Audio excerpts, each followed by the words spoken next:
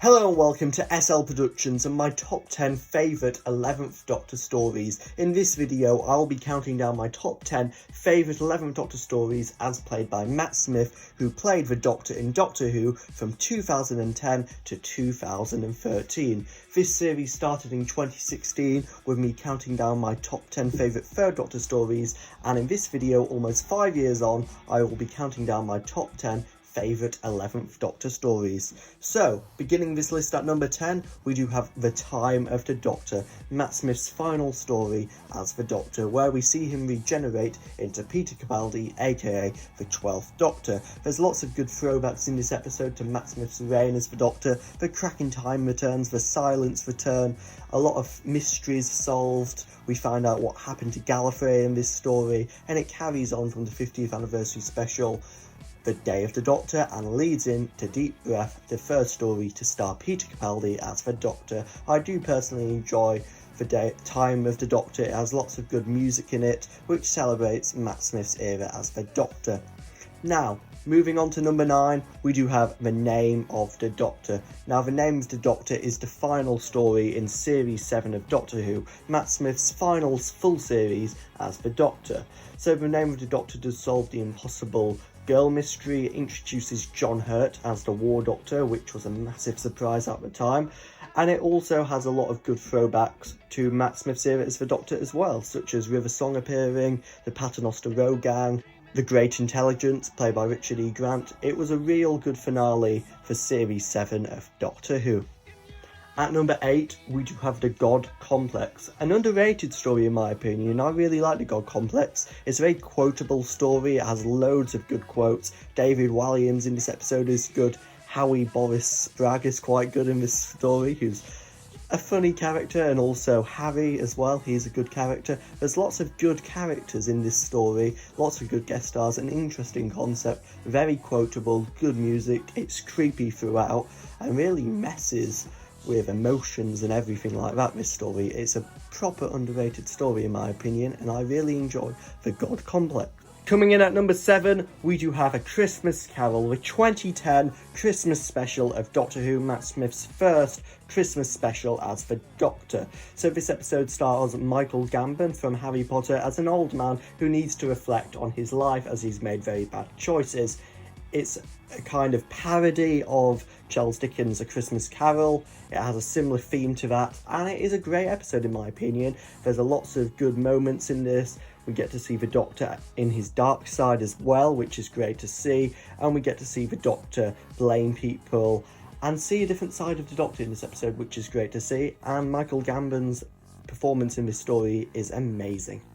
Moving on to number 6, we do have the Series 5 finale, The Pandorica Opens and The Big Bang. Now this is personally my favourite finale from Matt Smith's era, and my favourite Moffat finale overall. It beats all the rest. Moffat wasn't the best at doing finales, but I really enjoyed The Pandorica Opens and The Big Bang. The 2-part finale solves the mystery of the cracks in time, even though it is later brought up in The Time of the Doctor.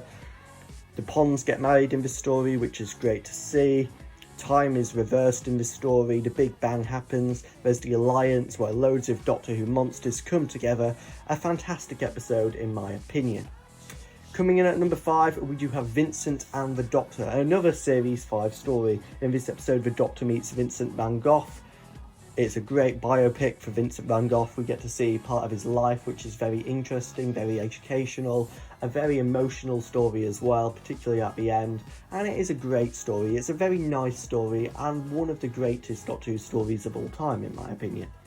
Moving on to number 4, we do have personally an underrated story. This is The Lodger. I really enjoy The Lodger. James Corden in this story as Craig Owens is great. Really funny Doctor Who story. The silence kind of appear in this story, but that is never fully answered, and I'd like to see that followed up. But The Lodger is a great story in my opinion. Matt Smith is great in this story. Really enjoy The Lodger.